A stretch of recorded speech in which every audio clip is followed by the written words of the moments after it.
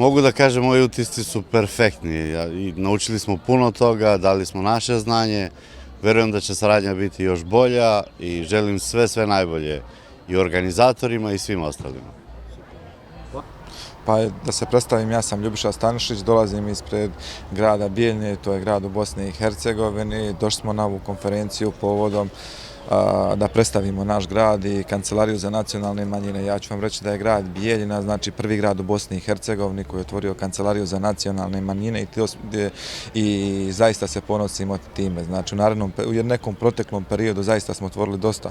rezultata i na osnovu toga, znači pro projektu Manjine na Zapadnom Balkanu, uspostavili smo komunikaciju sa predstavnicima iz Slovenije i da kažem u okviru toga projekta SORI, nastavili smo dalje saradnju i pozvani smo na ovu konferenciju i naravno želeli smo da predstavimo i naš grad i došli smo ovdje u Celje i zaista imamo jedne pozitivne utiske što se konkretno konferencije tiče. Mi zaista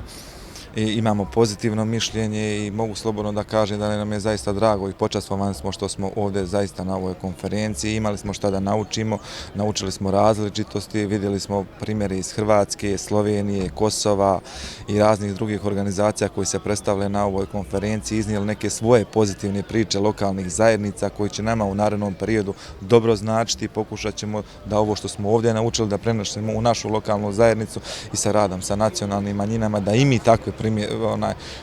pokušamo da primijenimo to što smo ovdje stekli. Evo, Florijana Bassanese Radin, dogradonačelnica grada Umaga iz redova talijanske nacionalne manjine. I u ime grada Umaga, a i manjine koje predstavljam, moram reći da smo vrlo zadovoljni sudjelovanju na ovom susretu koji je naravno posvećen manjinama, suživotu, vrijednosti valorizacije, odgoja i obrazovanja, interkulturi, dakle svega što se tiče vrednovanja nacionalne manjine, ono što nose na teritoriju, to je sigurno dodatna vrijednost teritoriju. Znači svaki onaj razgovor, svaki onaj susret gdje možemo upoznati druge sredine, druge predstavnike udruga koje na svojim područjima isto tako rade na ovim temama je nama uvijek vrlo važno jer kući nosimo sigurno jedno bogato iskustvo, mogućnost da se usporedimo, dakle da u svom poslu, u svom djelovanju prije svega imamo nove kontakte, nova prijateljstva, ali i iskustva koje možemo oplemeniti na svom području, a to je sigurno ono što ćemo od ovih današnjih susreta, jučerašnjih, danas i još sutra, sigurno kući donijeti nova iskustva i nova poznanstva koje će dodatno obogatiti naš rad naših udruga i svakako biti vrijedno spomenuti i našem gradu i gradskoj upravi na koji način isto tako sa manjinama dalje raditi da bismo svoj teritorij njegovali i posebno vrijednost odgoja, obrazovanja i interkulture.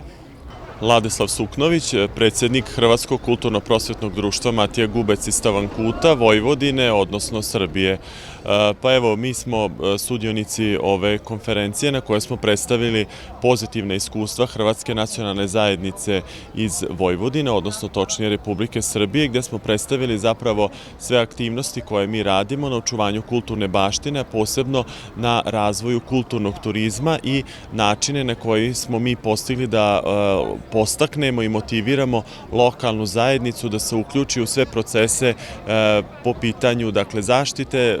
prava nacionalnih manjina, a naravno i po pitanju svih onih aktivnosti za razvoj lokalne zajednice u smislu održivog razvoja, razvoja poljoprivrede, a posebice ono što sam naglasio, dakle to je razvoj kulturnog turizma gdje smo zapravo kompletnu našu kulturnu baštinu stavili u funkciju razvoja seoskog turizma kao jedan kulturni, odnosno turistički proizvod. Ja sam Nikolina Jureković, projekt menadžerica u udruzi gluhih i nagluhih Nova Gradiška. Ova konferencija je do sada bila jako zanimljiva. Jučer smo otkrili neke nove stvari o manjinskim pravima, kako ih zaštititi na što bolji način, što uopće znače manjinska prava, što mi kao organizacije civilnog društva možemo raditi. Otkrili smo puno o svim partnerima ove konferencije, stvorili smo nekakva nova partnerstva, imamo već ideje za neke nove projektne prijedloge i nada se nam se sviđa ovdje u Rimskim Toplicama, u Sloveniji i nadamo se da ćemo doći opet.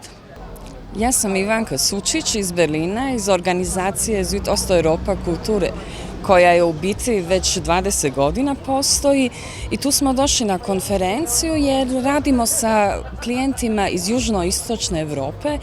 I naravno da je ova konferencija jako bitna zbog izvrsnih projekata koje upoznajemo, ali i zbog ljudi koji radimo u Berlinu i potrebna nam je ta razmjena i iskustvo koji ti ljudi nose sa sobom kad stižu u Njemačku, na primjer, da možemo ponuditi što bolju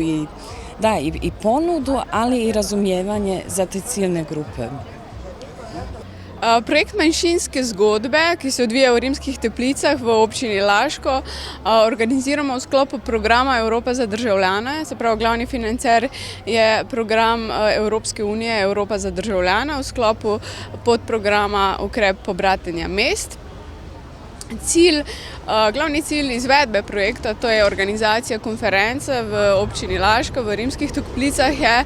da delimo izkušnje z mednarodnimi partnerji, da spoznamo mednarodne partnerje, da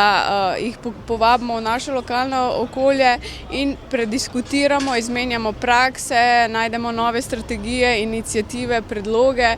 za delo z manjšinami na področju izobraževanja odraslih, na področju izobraževanja mladih in vse druge možnosti v okviru neformalnega oblika izobraževanja. Cilj projekta je tudi, da mednarodne udeležence seznanimo z našim lokalnim okoljem, ker je to ena edinstvena prilika, da pridejo, da spoznajo manjše kraje, kakor so Rimske Toplice, Laško, da niso vedno na prvo žogo Ljubljana in večja mesta Celje. In mislim, da je to dobra promocija in za samo mesto in za samo vsebino programa.